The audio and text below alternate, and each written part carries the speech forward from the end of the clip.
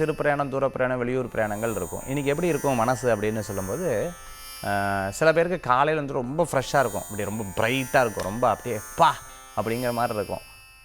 சில பேருக்கு பார்த்திங்கன்னா ரொம்ப மூடியாக இருக்கும். எதாவது பேசினா கூட எங்களுக்கு கொஞ்சம் நிதானமாக விட அப்படின்னு சொல்லுவாங்க. ஸோ இந்த மாதிரி டிஃப்ரென்ஸ் வந்து உங்களுக்கு காலையிலே தெரிய வந்துடும். அப்போ இன்றைக்கி ரொம்ப பிரைட்டாக இருந்ததுன்னா யூ கேன் ப்ரொசீட் எனிதிங். அதேமாதிரி ரொம்ப சரியில்லை அப்படின்னு சொன்னால் கொஞ்சம் நேரம் தியானத்தை பண்ணிட்டு பக்கத்தில் இருக்கிற கோயிலுக்கு போயிட்டு வர்றது நல்ல பலன்களை கொடுக்கக்கூடியதாக இருந்துருக்கும். இரவு நேர பிரயாணத்தை அறவே தவிர்த்துக்கிறது நல்லது. நம்ம ஐடியா சொல்லி சார் எல்லாரும் ஜெயிச்சிட்டாங்க, நான் மட்டும் இப்படி இருந்துருக்கேன் அப்படின்னு கவலைப்படுறீங்களா? கவலைப்பட வேண்டாம். இன்றைக்கி வரக்கூடிய யோசனைகளை, சமயோஜித யோசனைகளை நீங்கள் அப்படியே எழுதி வச்சுக்கோங்க. நெக்ஸ்ட் another 3 days கழிச்சதுக்கப்புறம் நீங்கள் எக்ஸிக்யூட் பண்ணி பாருங்கள். உங்களுக்கு மிகப்பெரிய பலன்கள் கூடி வரக்கூடியதாக இருக்கும். டக்குன்னு நிறைய இந்த ஃப்ரீயாக ஐடியா கொடுக்கும்போது அதனால் பயன் இல்லைன்னு சொல்லுவாங்க. அது எல்லாத்துக்கும் சொல்லிக் கொடுக்குறேன்ல, அதுதான் நம்மளுடைய வர்த் அப்படிங்கிறது நமக்கு தான் தெரியுது, மற்றவங்களுக்கு தெரியறது கிடையாது. பிகாஸ் ஈஸியாக கிடச்சா எதுவுமே பெருசாக இருக்காது இல்லையா?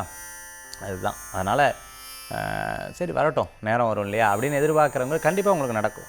டீச்சர்ஸாக இருந்துட்டுருக்கவங்க, பேங்க்கில் ஒர்க் பண்ணிட்டு இருக்கிறவங்க, டிரான்ஸ்போர்ட் சம்மந்தமான பிஸ்னஸில் இருந்துட்டுருக்கிறவங்க, லாஜிஸ்டிக் சம்மந்தமான மிகப்பெரிய பொறுப்பில் இருந்துட்டுருக்கிறவங்க, அதே போன்று பார்த்திங்கன்னா கை கால் தொண்டை சம்மந்தமான உபாதைகளில் கவனம் என்பது தேவை. வழிபடக்கூடிய தெய்வம் அஷ்டலக்ஷ்மி வழிபாடு அற்புதமான வழிபாடுங்க.